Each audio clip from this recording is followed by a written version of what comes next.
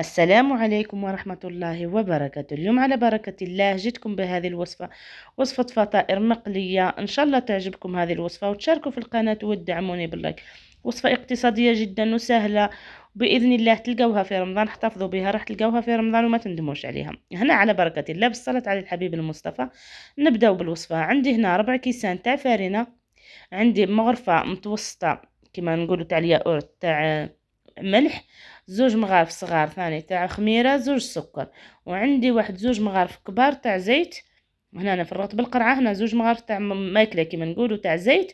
ونلم كامل هذيك العجينه تاعي. انا هنا راح نستخدم كاس نلم به تاع الماء يكون دافي، نلم ونشوف. انا هنا هذه 4 كؤوس تداولي كاس ونص ماء.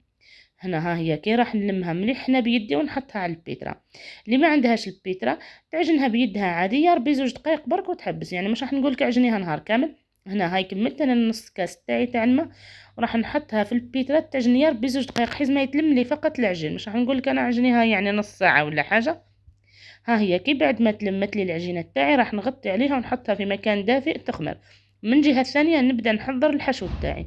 عندي نص ربطه معدنوس، من الاحسن تنحيو الاعواد، انا هنا ما نحيتهمش بصح فيما بعد كي ميكسيت راني نحيتهم.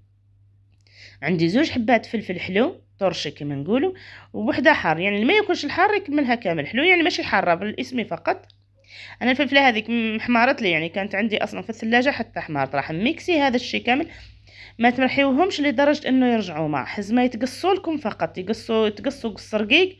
شوفوا المعدنوس بقى لي هكاك اعواد، على هذا نقول لكم نحيوا الاعواد قبل ما تبداو. عندي هنا 5 حبات تاع الكبده تاع الدجاج، 5 كبد يعني. راح نرحيهم يعني 2 ضربات فقط في الروبو، راح تعجبوا تقولوا لي رحيتيه وراح يدير زنخه ولا حاجه. مستحيل، راح تخرج رائعه جدا. شوفوا المعدنوس كيفاه بقى لي اعواد راني نحيته. انا هنا عندي الثوم هذه مرحيه يعني من العام اللي فات، من وقت الثوم تاع العام اللي فات.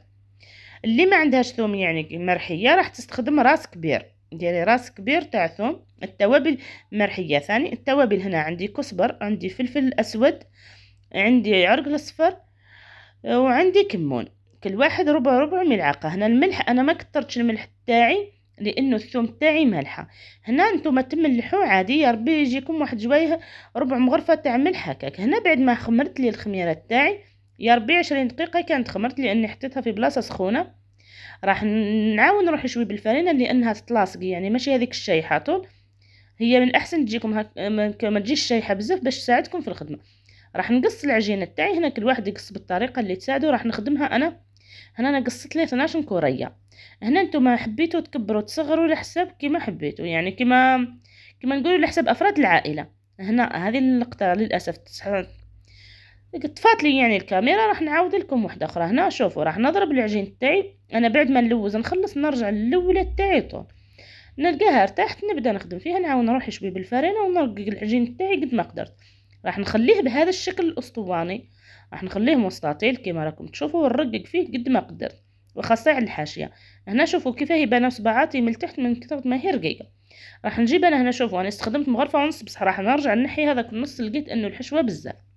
راح نمشي العجين تاعي الحشو عفوا تاعي كيما هكا، يعني كل حبه راح تدير لكم مغرفه. ونبدا بعد ما نمشي كامل الحشوه تاعي نبدا نطبق. كي نوصل للحاشيه ندزها منه ونرجع نقفل. ضغطي عليها برك، ما تضغطيش على العجين باش ما يتمزقلكش. راح نعاود نزيد نضرب وحده اخرى. شوفوا راح نعاود لكم وحده يعني باش تفهموا عليا. شوفوا راح نرقق العجين قد ما قدرت ونزيد نحط الحشو. كيف الاخير راح نحط ونقفله فقط، ما نديروا لها حتى حاجه، نطبقوا الجهه هذه والجهه هذه فقط. هنا راح نحشيهم هكا كامل ونبدا نرولي فيها، وانا نضغط على الحاشيه باش تتقفل لي. مش راح نضغط بزاف بصح شوفي راح ندز هذه الحاشيه وهذيك الحاشيه ونطبق عليها الحاشيه الاخرى. راح نفرشوا كتانه سيرفيات ونعاودوا. هنا راح نديرها بالهريسه لانه ماشي حاره. شوفوا ها هو كيف مازال بقى لي الحشو، مع اني كملت. كاين 2 ضربتهم، تقدري تحطي كيما نقولوا تضربي 2 3 وتحشي وتعاودي تكملي. شوفوا كيفاه ندزها ونرجع نقفل.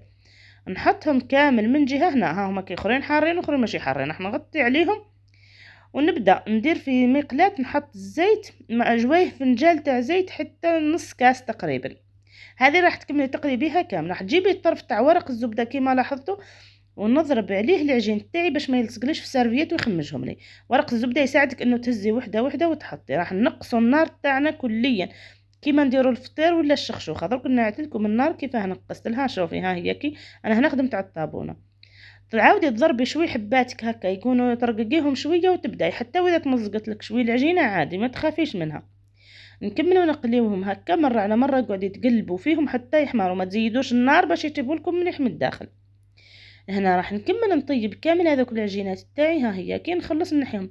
الزيت انا ما عاودتش، كملت قليت 13 حبه بهذيك الصغيره بنفس الزيت، يعني ما بدلتش الزيت ولا زدت زيت، يعني نفسها. هنا حتى واذا تمزقت العجينه ما تخافيش منها.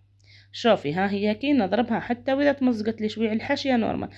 انت كي تضربيها باش تكملي تحطيها، يعني كيما نقولوا ترقيها شويه، لانه كل ما تتحط هي تخمر، لانه فيها خميره. انا كونتيتي يعني راح تطولي فيهم شويه باش تطيبيهم يخمروا لك الاولين.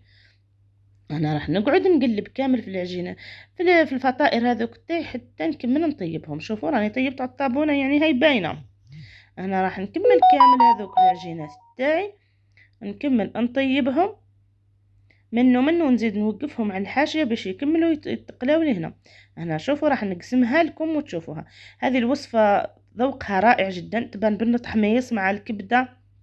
ذوقها الصراحه ما مانيش نشكر فيه انه انا اللي درته، بصح والله تجربوها ما تندموش عليها. وصفه اقتصاديه وسهله وطعمها رائع جدا. هنا ها هي كي بعد ما طابت لي، وحتى واذا قعدت بردت ذوقها رائع. ان شاء الله تكون عجبتكم هذه الوصفه، وتشاركوا في القناه وتدعموني باللايك، تبارطاجوها مع اصدقائكم وتجربوها ما تندموش عليها، تصلح في اي مناسبه.